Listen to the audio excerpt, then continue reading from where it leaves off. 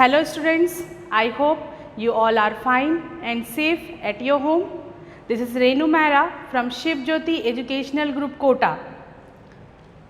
बच्चों, आज हम आपकी हिंदी पाठ्य पुस्तक नवरस का पाठ 8 मदर टेरेसा पढ़ने वाले हैं। इसके लिए आप अपनी पुस्तक नवरस का पृष्ठ संख्या 47 खोलेंगे। वहाँ आपको मिलेगा पाठ 8 मदर टेरेसा। तो बच्चों, मदर टेरेसा को सभी जानते हैं। मदर टेरेसा एक ऐसी औरत थी जो पूरे जीवन सिर्फ और सिर्फ गरीबों की सेवा के लिए ही जी। उन्होंने पूरे जीवन में गरीबों और बेघरों की सेवा करते हुए ही व्यतीत किया। तो आइए अब हम मदर टेरेसा के बारे में जानते हैं। विदेशी मूल की भारतीय नागरिक मदर टेरेसा ने बड़े ही प्रेम से भारत के दीन दुखियों अर्थात गरीबों और दुखियों की सेवा की। इसके लिए देश सदा उनका आभारी रहेगा। आइए इस पाठ के माध्यम से उनके बारे में जानें। एक दिन दादाजी एक पुस्तक पढ़ रहे थे जिसमें मदर टेरेसा का चित्र था। चित्र को देखकर अर्पित ने पूछा, दादाजी यह चित्र किसका है? मदर टेरेसा का। दादाजी बोले, किसका चित्र था वो? मदर टेरेसा का। अर्पित ने पूछा, दादाजी मदर टेरेसा कौन है? उनके बारे में मुझे भी कुछ बताइए। यह सुनकर दादाजी ने मुस्कुराते हुए बताना शुरू किया। मुस्कुराते अर्थात हंसते हुए। यहाँ मुस्कुराते को रेखांकित करेंगे। मदर टेरेसा का जन्म 26 अगस्त 1910 को एक अल्बेनियाई परिवार में उस्कुप ओटोमन साम्राज्य, कहाँ पर हुआ उनका जन्म? एक अल्बेनियाई परिवार में। किस जगह? उस्कुप, जो कि ओटोमन साम्राज्य में था। वो उस वक्त का नाम था। आज का स्कोपजे मैसिडोनिया गणराज्य, आज उसे हम क्या कहते हैं? स्कोपजे मैसिडोनिया गणराज्य में हुआ था। और कब हुआ था? 26 अगस्त 1910 में। इनका जन्म का नाम एग्नेस गोंगशे बोजशियू था। क्या नाम था? एग्नेस गोंगशे बोजशियू। यहाँ एग्नेस को रेखांकित करेंगे। ये एक रोमन कैथोलिक संगठन की सक्रिय सदस्य थी। किसकी सक्रिय सदस्य थी? रोमन कैथोलिक संगठन की। 12 वर्ष की छोटी आयु में ही उनके हृदय अर्थात दिल में प्रेम और दया का बीज अंकुरित हो उठा था। अर्थात 12 वर्ष की आयु में ही उनके दिल में गरीबों के लिए दया और प्रेम जो है वो महसूस होने लगा था। एग्नेस के पिता की मृत्यु बचपन में ही हो गई थी। उनका लालन पालन उनकी माता ने किया। 5 भाई बहनों में ये सबसे छोटी थी। क्या थी वो? सबसे छोटी। उनके जन्म के समय उनकी बड़ी बहन आच्य, क्या नाम था बड़ी बहन का? आच्य, की उम्र 7 साल और भाई की उम्र 2 साल थी। बाकी 2 बच्चे बचपन में ही गुजर गए थे। अर्थात बाकी के जो 2 बच्चे थे, 5 भाई बहनों में से 2 जो बच्चे थे वो बचपन में ही गुजर गए थे। अर्थात बचपन में ही उनकी मृत्यु हो गई थी। एग्नेस एक सुंदर, जीवंत और मेहनती लड़की थी। क्या थी वो? जीवंत अर्थात जीवन से पूरी तरह भरी हुई, खुशी खुशी जीवन जीने वाली, सुंदर और मेहनती अर्थात मेहनत करने वाली लड़की थी, जिसे पढ़ना और गीत गाना पसंद था। क्या पसंद था? पढ़ना और गीत गाना। वह और उनकी बहन गिरजाघर में प्रार्थना करने वाली मुख्य गायिकाएं थीं। गिरजाघर अर्थात चर्च। तो क्या थी वो? मुख्य गायिका थी। कहाँ पर? चर्च में। क्या करने के लिए? प्रार्थना। चर्च में प्रार्थना करने जाते हैं तो वो गाई जाती है, तो वहाँ गाने वालों में वो मुख्य गायिका थी। यहाँ प्रार्थना को रेखांकित करेंगे। जल्दी ही एग्नेस को नया नाम सिस्टर टेरेसा दिया गया। कौन सा नाम दिया गया उन्हें? Sister Teresa. जो कि बताता था कि वे नया जीवन शुरू करने जा रही हैं। क्या बता रहा था वो नाम? कि उन्होंने अब अपना नया जीवन शुरू कर दिया है। एग्नेस को एक नन के रूप में विदेश जाना था। कहाँ जाना था? विदेश जाना था। यह सरल नहीं था, लेकिन सिस्टर टेरेसा ने बड़ी शांति से इसे अपनाया। उनके लिए बहुत कठिन था, लेकिन फिर भी उन्होंने इसे अपना लिया। सिस्टर टेरेसा 3 अन्य ननों के साथ आयरलैंड से एक जहाज में बैठकर, कहाँ से? आयरलैंड से एक जहाज में बैठकर 6 जनवरी 1929 को कोलकाता के लोरेटो कॉन्वेंट पहुंची। कब पहुंची? 6 जनवरी 1929 को। कहाँ पहुंची? कोलकाता में। किस जगह? लोरेटो कॉन्वेंट पहुंची। वे एक बहुत ही अच्छी शिक्षिका थीं। कौन थी वो? शिक्षिका। और विद्यार्थी उन्हें बहुत प्यार करते थे। वह 1944 में सेंट मेरी स्कूल की प्रधानाचार्या बन गईं। किसकी प्रधानाचार्या बनी? सेंट मेरी स्कूल की। 1948 में उन्होंने नर्सिंग की ट्रेनिंग पूरी की। उसके बाद वह तालतला गई। कहाँ गई?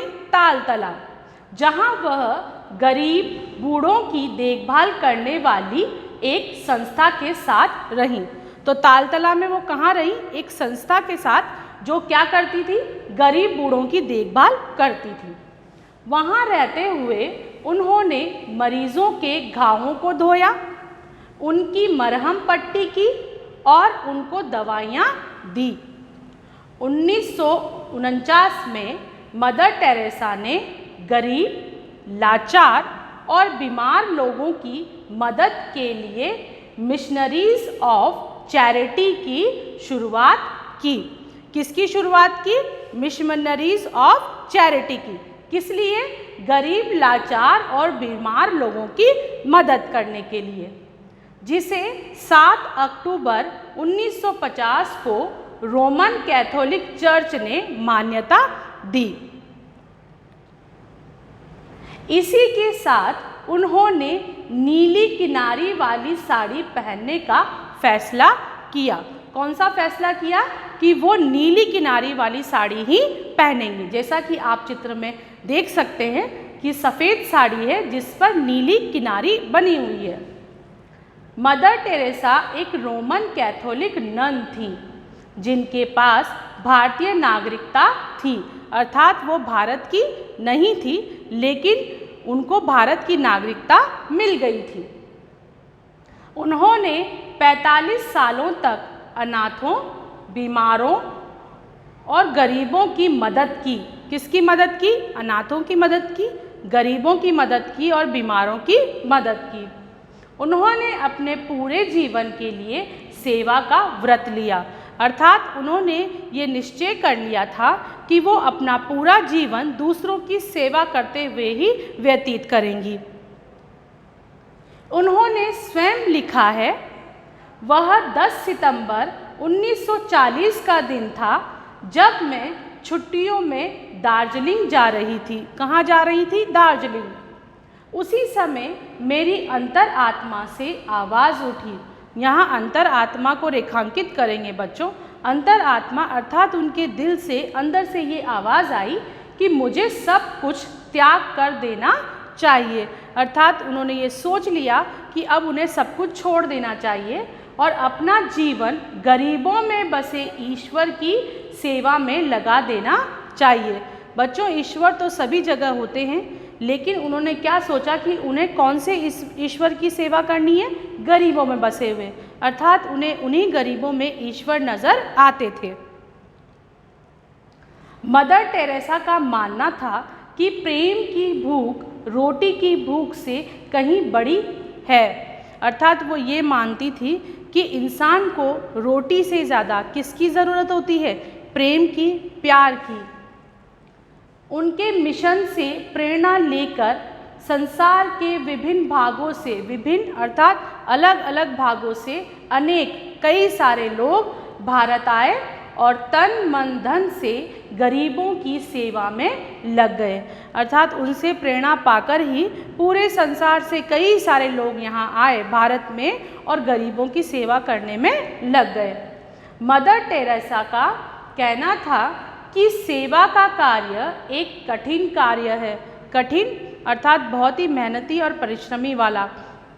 इसके लिए पूर्ण अर्थात पूरी तरीके से त्याग की आवश्यकता होती है। यहाँ पूर्ण को रेखांकित करेंगे। इस कार्य को वे ही कर सकते हैं जो प्यार और सांत्वना की वर्षा करें। अर्थात ये कार्य उन्हीं लोगों के बस में है जो दूसरों को प्यार दे, दूसरों को सांत्वना अर्थात दूसरों को ढांढस बंधाने का काम करें। भूखों को खिलाएं। बेघर अर्थात जिनके पास घर नहीं होते उन लोगों को शरण दें। शरण देना अर्थात उनको रहने के लिए जगह दें। और अपाहिजों को हर समय हृदय से दिल से लगाने के लिए तैयार रहें। मदर टेरेसा की संस्था ने 1996 तक लगभग 125 देशों में 755 निराश्रित गृह। निराश्रित कौन होता है बच्चों? जिनके पास कोई आश्रय नहीं होता। निराश्रित अर्थात जिनके पास कोई आश्रय अर्थात घर नहीं है, रहने के लिए जगह नहीं है। तो उन्होंने ऐसे बेघर लोगों के लिए गृह अर्थात घर खोले जिसमें लगभग 5 लाख लोगों की भूख मिटाई जाने लगी। तो उन्होंने 1996 तक 125 देशों में 755 गृह खोले जहां पर 5 लाख लोगों को रखा गया।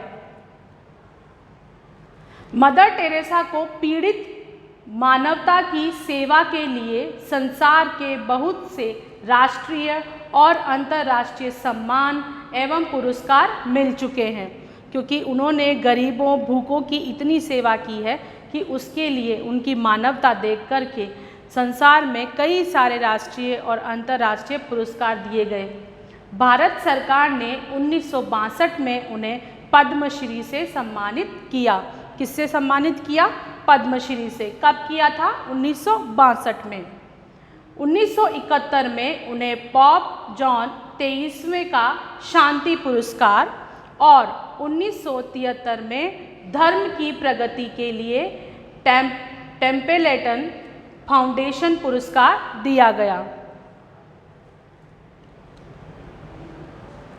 विश्व भारती विद्यालय ने उन्हें देशिकोत्तम उपाधि दी, जो उस संस्थान की ओर से दी जाने वाली सर्वोच्च पदवी है। सर्वोच्च अर्थात सबसे ऊंची पदवी है। यहाँ सर्वोच्च को रेखांकित करेंगे। देशिकोत्तम कौन सी उपाधि है? देशिकोत्तम का अर्थ है देश की उत्तम। अमेरिका के कैथोलिक विश्वविद्यालय ने उन्हें डॉक्टरेट की उपाधि दी। अन्य पुरस्कारों में सन 1979 में मिला नोबेल शांति पुरस्कार, 1980 में मिला भारत का सर्वोच्च पुरस्कार भारत रत्न तथा 1985 में मिला मेडल ऑफ फ्रीडम प्रमुख हैं। तो आप यहाँ देख सकते हैं कि मदर टेरेसा को बहुत सारे राष्ट्रीय और अंतर्राष्ट्रीय पुरस्कारों से सम्मानित किया गया है। उन्हें 1988 में ब्रिटेन द्वारा Order of the British Empire की उपाधि दी गई। बनारस हिंदू विश्वविद्यालय ने इन्हें डी लिट की उपाधि दी। नोबेल शांति पुरस्कार उन्हें गरीबों और असहायों की सहायता करने के लिए दिया गया था। किसके लिए दिया गया नोबेल शांति पुरस्कार? गरीबों और असहायों की सहायता करने के लिए। उन्होंने इस पुरस्कार की $1,92,000 की धनराशि को भारतीय गरीबों के लिए एक कोष के तौर पर इस्तेमाल करने का निर्णय लिया। कोष को रेखांकित करेंगे। कोष अर्थात जो संग्रहित धनराशि होती है उसे हम कोष कहते हैं। तो उन्हें जो पुरस्कार में $1,92,000 मिले वो सब उन्होंने गरीबों की सहायता करने के लिए इस्तेमाल किया, जो कि उनके विशाल हृदय को दिखाता है। लगातार गिरती सेहत की वजह से 5 सितंबर 1997 को उनकी मृत्यु हो गई। कब हुई मदर टेरेसा की मृत्यु? 5 सितंबर 1997 को। उस समय वह 123 देशों में एक 610 मिशन नियंत्रित कर रही थी। क्या कर रही थी वो? जब उनकी मृत्यु हुई उस समय 123 देशों में उनके 610 मिशन चल रहे थे। इनमें HIV या एड्स, कुष्ठ और तपेदिक के रोगियों के लिए धर्मशालाएं एवं घर शामिल हैं। साथ ही उन्होंने सूप रसोई क्या होती है? जहां पर मुफ्त में खाना मिलता है। बच्चों और परिवार के लिए परामर्श कार्यक्रम और विद्यालय भी खोले थे। समाज सेवा और गरीबों की देखभाल करने के लिए जो आत्मसमर्पण अर्थात स्वयं का जो त्याग करना होता है, मदर टेरेसा ने दिखाया। उसे देखते हुए पोप जॉन पॉल द्वितीय ने 19 अक्टूबर 2003 को मदर टेरेसा को ब्लेसिड यानी धन्य घोषित किया। ब्लेसिड का अर्थ होता है धन्य, और उन्हें कोलकाता की धन्य की उपाधि दी। तो मरने के बाद उनको कौन सी उपाधि मिली? कोलकाता की धन्य। यह उपाधि उन्हें मृत्यु के बाद दी गई। मदर टेरेसा के बारे में यह सब जानकर अर्पित बहुत प्रसन्न हुआ और बोला, अब से मैं भी गरीबों और बीमारों की सेवा किया करूँगा। तो बच्चों, आपने देखा कि किस प्रकार मदर टेरेसा ने अपना पूरा जीवन दूसरों की सेवा करने में ही व्यतीत किया। तो हमें भी गरीबों और असहायों की सेवा करनी चाहिए।